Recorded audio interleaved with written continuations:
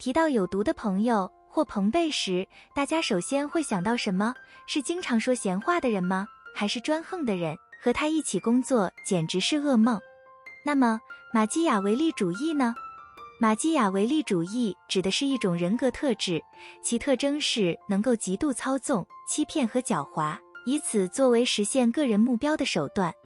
比如权力和地位，这是黑暗铁三角的3大信条之一，另外2个是自恋和精神变态。具有马基雅维利主义人格特征的人，会有难以置信的控制欲。这么说吧，如果他们是灵魂收割者，操纵就是他们的扎巴库多。事实上，在电影和电视中，有很多这种类型性格的明确例子，比如《纸牌屋》中的弗兰克·安德伍德，一个野心勃勃、诡计多端的政治家，为了实现目标和进一步发展自己的政治生涯，不择手段。还有，谁又能忘记《绝命毒师》中的沃尔特·怀特呢？这位四面楚歌的反英雄和大毒枭，无情摧毁任何妨碍他的人，听起来有点可怕，对吗？好吧，虽然这些都是极端的例子，但马维主义确实存在，它们可以使任何环境有毒。这支影片就来说说4个可以有助于判断自己是否有这种特质的朋辈或朋友的迹象。开始了。1. 过度八卦。小伙伴们有没有遇到过这样的人？他们在说别人不好的方面时，似乎津津乐道。八卦是生活中可以预见的，且不可避免的一部分。偶尔八卦倒也没什么不正常的。然而，如果走向极端的方向，八卦就会变得非常危险和有毒。比如，开始恶毒的造谣和利用他人，获取可能损害其声誉的个人信息。马基雅维利主义者倾向于将他们遇到的任何信息武器化。他们有一种天赋，可以操纵无害的陈述成为适合他们叙述的东西，所以对他们说话时要多加小心。2. 争强好胜。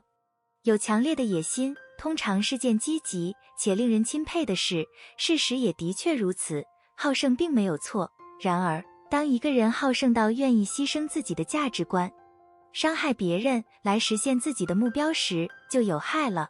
根据玛丽安娜·博卡洛娃博士的说法，那些在马基雅维利主义性格测试中得分很高的人，比如非常受金钱、权力、竞争和胜利的激励，而在社区建设方面则不那么受激励，那么可以明白为什么欺凌对于他们来说很容易。无论是在学校、工作场所还是在社交场合，胁迫和恐吓只是马基雅维利主义者用来获得影响力的策略之一。所以，如果在自己的朋友、同事或熟人身上看到近乎无情的竞争倾向，这可能是马基雅维利主义者的迹象。3. 虚情假意的奉承。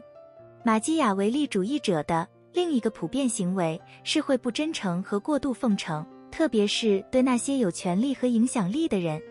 从女王那里拿走吉娜·乔治自己用的那个东西，说：“哦，天啊，哪里来的？好可爱的猫啊！”然后转身抨击刚刚称赞过的东西。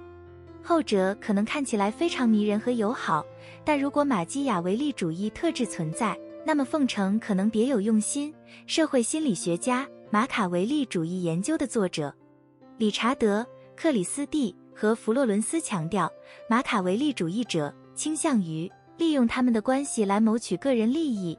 他们和别人建立的不是深厚而有意义的友谊，而是软弱且肤浅的联系，这样就更容易拾起和放下所需要的友谊。如果注意到自己的朋友或熟人不断向有权势或影响力的人，如老师、老板甚至名人赠送礼物和拍马屁，但随后却对其他人很差，这可能是马卡维利主义特质的迹象。最后一点，4. 操纵。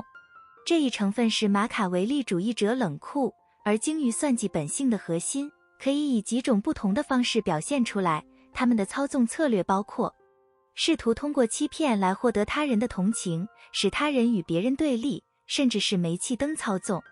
保护自己不被这些类型的人操纵是至关重要的。根据有资质的心理学家戴安·格兰特博士的说法，有几种方法可以避免落入马卡维利主义者的圈套，比如设定界限、建立支持性的关系，避免相信他们的任何弱点。大家身边有马卡维利主义者吗？都是如何处理这种情况的？欢迎在评论区留言告诉我们。如果喜欢这支影片，记得点赞并订阅我们的频道，以看到更多相关内容。感谢收看，下支影片不见不散。